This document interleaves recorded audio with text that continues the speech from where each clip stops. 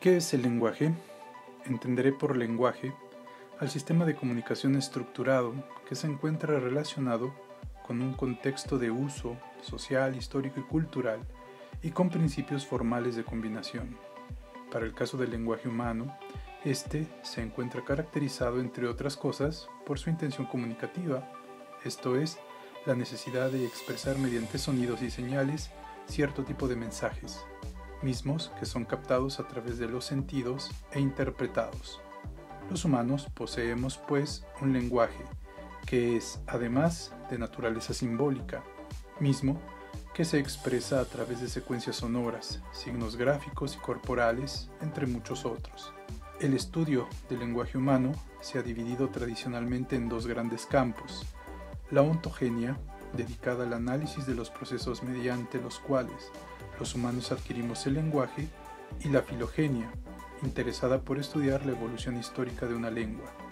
Por ahora dejaré de lado la caracterización de otro tipo de lenguajes no humanos, tales como el de los insectos y animales, así como el lenguaje cibernético. La capacidad lingüística tiene su origen en la biología humana y es independiente de la cultura y la historia, o sea, es universal, propia de la especie.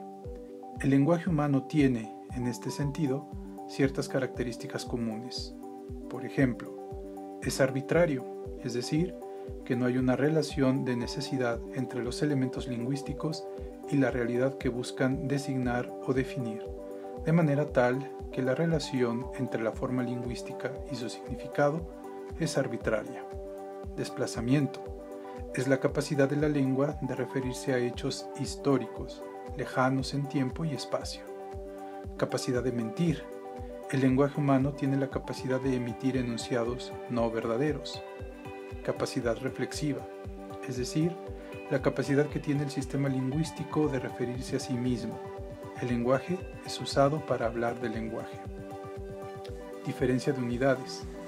Toda lengua posee un número reducido de elementos que contrastan entre sí, los sonidos. Estos sonidos, carentes en sí mismos de significado, se articulan en unidades discretas capaces de ser percibidas por un oyente y de ser diferenciadas significativamente. Por ejemplo, la diferencia entre pala y bala. Posesión de una doble articulación. La lengua es un sistema dual que se organiza en dos niveles: el de las unidades discretas que se combinan entre sí para formar nuevos elementos portadores de significado. Productividad. La doble articulación posibilita la creación de un número infinito de mensajes con un número finito y reducido de elementos. ¿Por qué y cómo cambia una lengua? Para entender qué es y en qué consiste el cambio lingüístico, aspecto fundamental dentro de la concepción argumental de este blog, me apoyaré de las ideas de Concepción Company, dado que, a mi parecer, da cuenta del tema de una forma breve, precisa y clara. Para la autora, es un hecho que las lenguas son dinámicas y que su cambio es constante e imperceptible. Si atendemos a lo que la RAE define por gramática, me interesarán dos entradas en particular. La que define gramática como parte de la lingüística que estudia los elementos de una lengua, así como la forma en que estos se organizan y se combinan, y la que la define como la representación de la competencia lingüística de los hablantes, especialmente en lo relativo a la morfología, la sintaxis y ciertos aspectos del léxico. Esta última definición es de la que parte Company en su visión dinámica para comprender el cambio lingüístico. Para la autora es claro: si la gramática se interesa por la competencia lingüística de los hablantes en los niveles morfológicos, sintácticos y léxicos, ¿cómo es que cambia esta competencia? ¿Es sincrónica, diacrónica, de codificación? ¿Depende de la manera en la que se organizan las categorías lingüísticas? ¿Es gramatical? ¿De qué forma deberemos comprender los constituyentes que determinan tal decodificación? Una primera respuesta sería que, en general, las lenguas, en su sintaxis, tienden a aprovechar funcionalmente los aspectos semánticos, pragmáticos y comunicativos dados en su propia gramática. Así, una gramática sería la rutinización y concreción del uso que de la lengua hacen los hablantes, los cuales eligen, de entre todo el repertorio que les ofrece su lengua, ciertas construcciones o rasgos semánticos, y los utilizan en su vida cotidiana durante un tiempo suficiente. El resultado de este proceso será la creación de una nueva sintaxis. Siguiendo las ideas generales de Ferdinand de Saussure, las lenguas manifiestan continuidades y al mismo tiempo cambios. Company define el cambio lingüístico como una transformación o microquiebre funcional, un reajuste que garantiza el funcionamiento de la lengua en cuanto a medio de comunicación. Hay dos posturas que abordan la manera en la que cambian las lenguas. Una es la postura tradicional estructuralista que piensa al cambio como una descompostura del sistema lingüístico. Aquí, el centro está en el equilibrio sincrónico del sistema, perfecto, bien formado, que en ocasiones se desequilibra y erosiona, por ejemplo, gracias al cambio fonológico. Desde esta perspectiva, gran parte de las formas lingüísticas se explican históricamente por el cambio fonológico, el cual impacta en la estructura morfológica y gramatical, creando al mismo tiempo reajustes en estos niveles para recuperar la relación entre los signos y su función comunicativa. Y la otra es la posición que considera que el cambio lingüístico es una innovación creativa, cuyo fin es el éxito y la eficiencia comunicativa, las cuales garantizan la comunicabilidad. Aquí, la atención se centra en los hablantes y oyentes, quienes en su interacción negocian y manipulan de formas creativas los signos lingüísticos, buscando siempre el éxito y la eficacia comunicativa. En este proceso de interacción, hablantes y oyentes realizan tareas complementarias y distintas para llevar a buen puerto el proceso de comunicación. Por un lado, el hablante buscará ser entendido en su mensaje.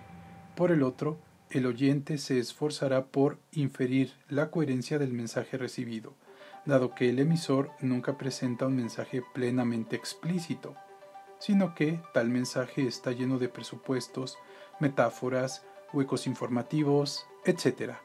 O, como diría Umberto Eco, el mensaje es abierto. El proceso comunicativo es entendido como un intercambio de interpretaciones, una manipulación discursiva y pragmática entre los participantes con la finalidad de dar mayor eficiencia al proceso dialógico en el que se encuentran. Y por último, tenemos que Company agregará una tercera propuesta, la de entender el cambio lingüístico como una descomposición funcional para el sistema. Para ella, el cambio lingüístico está en el cruce de una dialéctica permanente entre distintas tendencias y motivaciones comunicativas en competencia, que se complementan y equilibran, y cuyo resultado es que una termina anteponiéndose a otra, creando con ello desequilibrios e innovaciones. Para Company, esta dialéctica nunca llega al equilibrio y produce gramaticalizaciones. Tales tendencias son 5. 1. La tendencia a la transparencia isomórfica. Una forma, un significado o tendencia económica hacia la polisemia y la homonimia. 2. Una tendencia a la separación articulatoria y perceptiva, pronunciando cada palabra por separado. Tendencia al menor esfuerzo, a la rapidez comunicativa, juntando palabras y generando procesos de fonética sintáctica. 3. Tendencia a mantener las formas o tendencia a manipular pragmática y discursivamente esas formas, de manera innovadora. 4. Tendencia a mantener el orden no marcado de los constituyentes. Tendencia a marcar focos informativos. 5. Tendencia a regularizar, a analogizar paradigmáticamente. Tendencia a mantener las irregularidades. 6. Tendencia comunicativa conservadora a asimilarse e identificarse con un determinado grupo de hablantes, o tendencia comunicativa innovadora a ser diferente, a parecer brillante y distinto. Como ya se habrá notado, las tendencias propuestas por Company pueden dividirse entre aquellas que buscan mantener el estatus de la lengua, que son conservadoras, estables y preservativas de las formas lingüísticas, versus aquellas que son innovadoras, desestabilizadoras y generadoras del cambio, y donde en ambos casos el fin es lograr la eficiencia comunicativa. Las motivaciones que impulsan a ambas, menciona la autora, son dos. Por un lado, la tendencia a la economía, con la cual se desgasta la relación entre forma y significado, y por el otro, la tendencia a la iconicidad, que busca rescatar la relación entre forma y significado. Hay pues, siguiendo a Émile Benveniste, dos grandes tipos de cambios, las transformaciones conservadoras y las transformaciones innovadoras. Las primeras crean innovaciones y cambios, manteniendo las categorías esenciales de la lengua, en tanto las segundas crean nuevas categorías lingüísticas.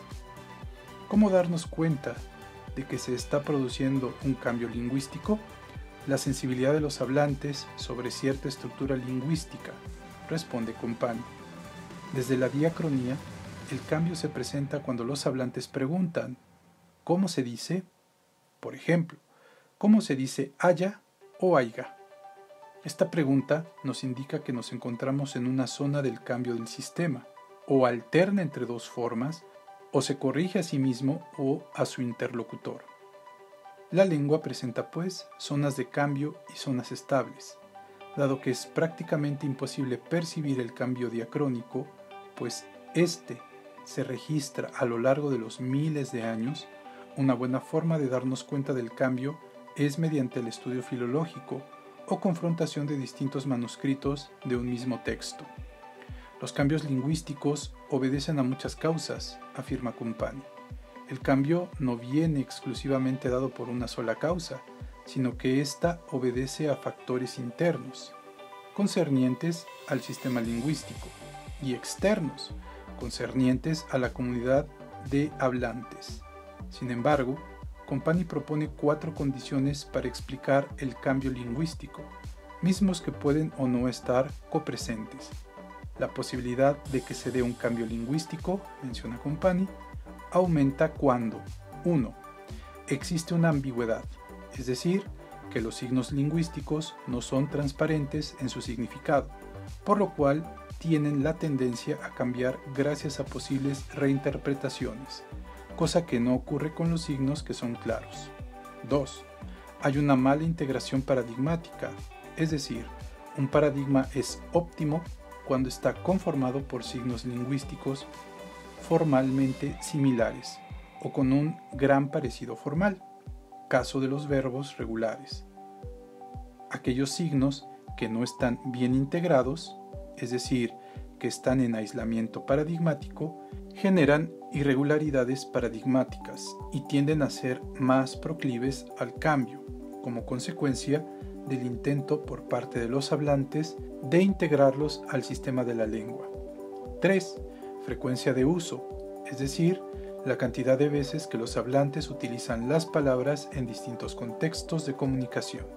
Hay palabras que han entrado en desuso debido a cambios generacionales, introducción de neologismos, etc. Y hay palabras que se siguen utilizando preferentemente sobre otras. Si bien es cierto que los signos que más se usan están expuestos a una mayor erosión, ya sea por su uso cotidiano o por falta del mismo, el hecho es que los signos lingüísticos cambian. 4. Nivel de lengua modificado. En general, los cambios en la lengua son lentos y graduales, a excepción del cambio fonológico. Esto con el fin de garantizar la comunicación en la larga duración histórica. Esto no significa que la dinámica y la velocidad deban ser lentas y graduales, y esto afectará de forma distinta a los diversos niveles de lengua. Por ejemplo, los niveles más externos, como el léxico y la fonología, experimentan cambios rápidos y fluidos, además de que los hablantes son más conscientes de tales cambios. En tanto, los niveles más profundos, como la morfología o la sintaxis, sufren cambios muy lentos y graduales. Lenguaje, ideología y política. Con Compagni he afirmado la existencia de causas externas que posibilitan el cambio lingüístico. Hasta ahora he expuesto en líneas generales algunos elementos que explican internamente tal cambio. Es momento de salirnos del sistema de la lengua y ubicarnos en la comunidad de hablantes, entendidos no solo como comunidad lingüística, sino también como sociedad sujeta a la historia, a la cultura, a la ideología y a la política, entre otras más. En este apartado atenderé a algunas preguntas referentes al lenguaje inclusivo, desde la perspectiva antes enunciada. Por principio de cuentas, habré de preguntarme, ¿es el lenguaje inclusivo un lenguaje como tal? Y la respuesta, después de lo antes expuesto, es no por ahora. Se trata más bien de un intento consciente por parte de un pequeño grupo de hablantes y desde una postura de crítica política e ideológica de cambiar la estructura lingüística de los hablantes del castellano. Estos cambios apuntan de inicio a los elementos más superficiales, es decir, la fonología y la gramática, sin afectar los niveles profundos. En términos de Compagni, considero que no existe una ambigüedad respecto para ejemplificar con dos categorías fuertemente criticadas por los ideólogos del lenguaje inclusivo, al uso de los pronombres personales o del género gramatical para el caso del español, dado que está bien establecida la diferencia de uso en la comunidad de hablantes, es decir, que los hablantes no encuentran confusión al escuchar todos, hombre, mujer, etc. Tampoco observo en la comunidad de hablantes una mala integración paradigmática de las palabras discutidas por el lenguaje inclusivo. En todo caso, quienes han puesto en tela de juicio tal integración han sido las minorías, que no se sienten identificadas con este uso lingüístico. Tampoco considero que exista peligro respecto a la frecuencia de uso. Los hablantes utilizan cotidianamente, de forma general, estas palabras, las cuales, por lo demás, no se ven puestas en competencia o alternancia con otras palabras. Sin embargo, lo que sí creo es que el lenguaje inclusivo afecta el nivel de lengua modificado, es decir, el nivel superficial dado por la fonología y el léxico. El cambio que proponen es rápido y fluido, además de que quienes lo utilizan son conscientes de tales cambios. Y de nuevo Foucault. Trascendamos el nivel de las estructuras lingüísticas inmanentes y situémonos en el nivel de la comunidad de hablantes. En la comunidad de seres humanos poseedores de un lenguaje específico, y trascendamos los niveles tradicionales de la lingüística descriptiva, es decir, la fonología, la morfología y la sintaxis, y situémonos en la competencia de las ciencias del lenguaje, y en específico en la teoría del discurso. Desde este nuevo nivel, la comunidad de hablantes adquiere nuevas propiedades y puede ser vista desde otras perspectivas, las cuales incluyen la ideología, la política, la cultura, la historia, la psicología, etc. Y traigamos una vez más a un viejo conocido, Michel Foucault, y recordemos algunas ideas referentes a las relaciones entre lengua, discurso e ideología. Los discursos, afirma Foucault, no son libres, están en todo momento sometidos a una vigilancia, a una censura que los regula. Nadie puede decir cualquier cosa sobre algo o alguien sin ser sometido a dicha censura. La censura puede provenir de cualquier institución, incluso de cualquier colectivo o individuo. La censura existe allí donde hay un ser humano con la capacidad de evaluar y emitir un juicio. Ninguna sociedad en la historia ha escapado de los mecanismos de censura, algunas más, otras menos. Toda sociedad humana ejerce el derecho de prohibir ciertos discursos, vehículos de ciertas ideas o pensamientos. La capacidad efectiva de prohibir deviene de la posición social de poder que se tenga. Este poder puede ser de facto, es decir, físico, moral, espiritual, ideológico, político, científico, etc.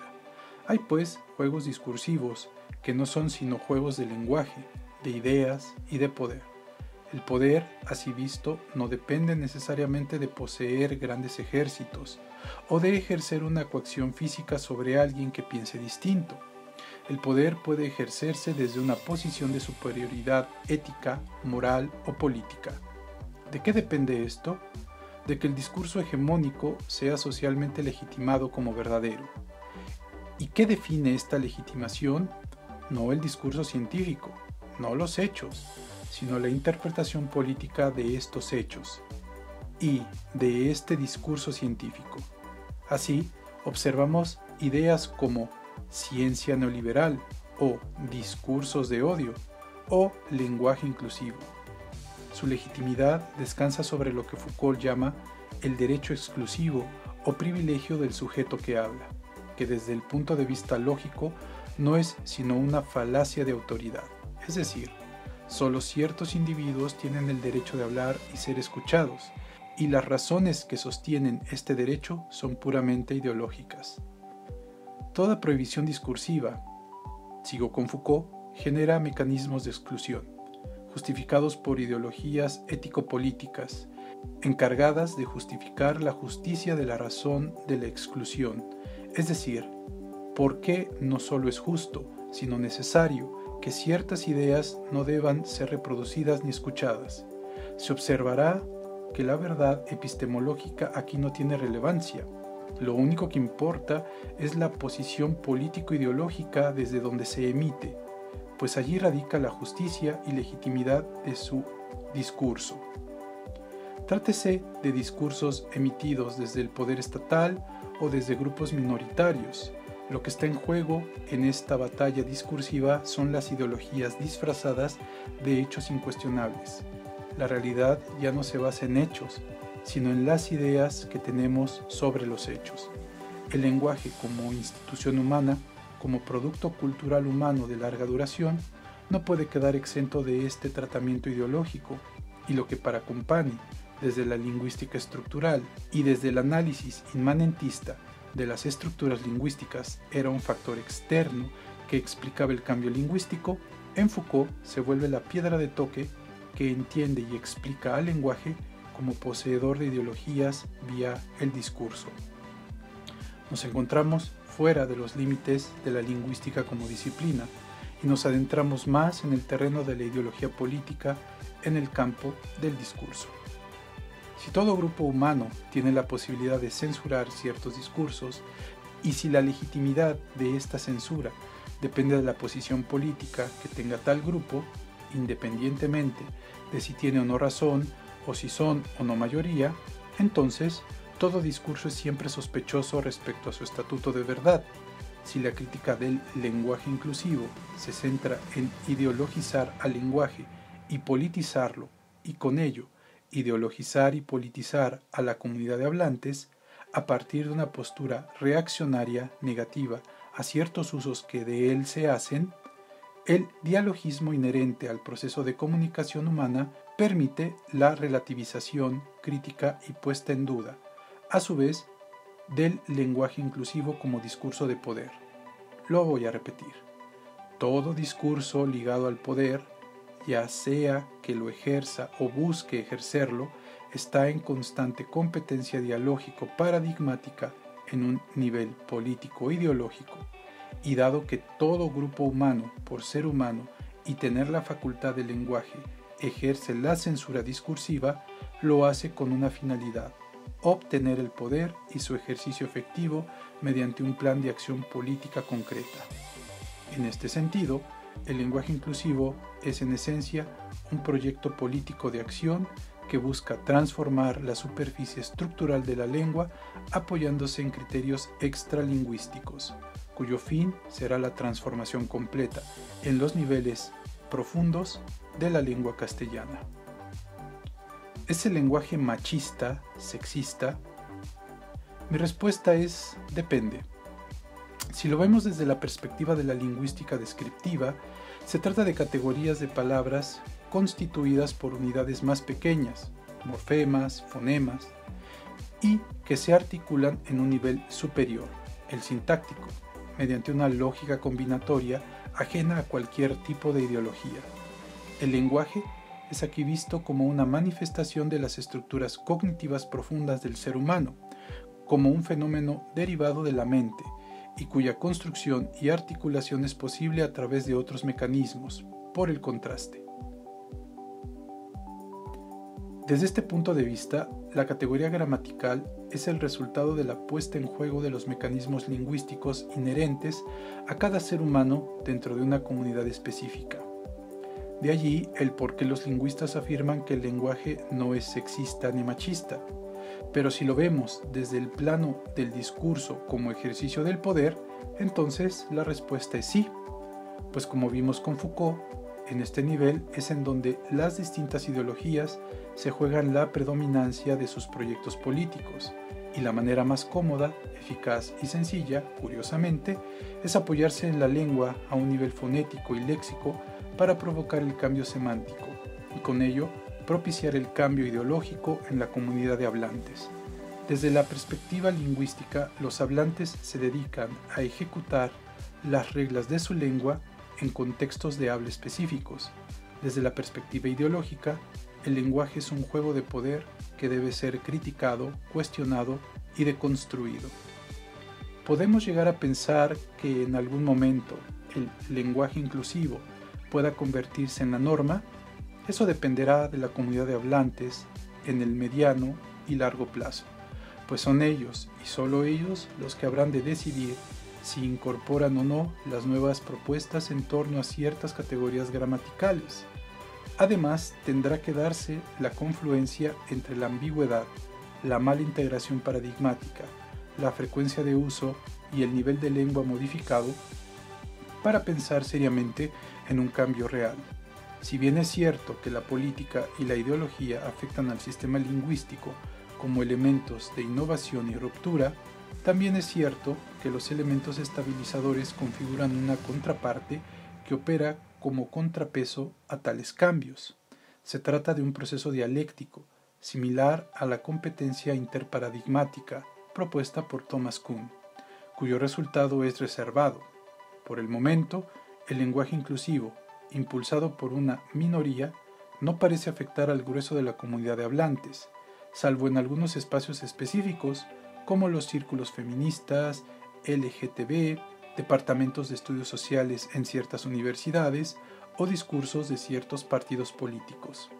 El lenguaje inclusivo podrá respirar aliviado y considerar que ganó la batalla ideológica solo cuando el grueso de la población de hablantes utilice las innovaciones lingüísticas que propone en su vida cotidiana y las reformas a nivel de estructura profunda comiencen a hacerse evidentes. Antes de eso, por ahora, el lenguaje inclusivo no es un lenguaje, no es inclusivo y pertenece solo a una minoría identificada con ciertos idearios políticos.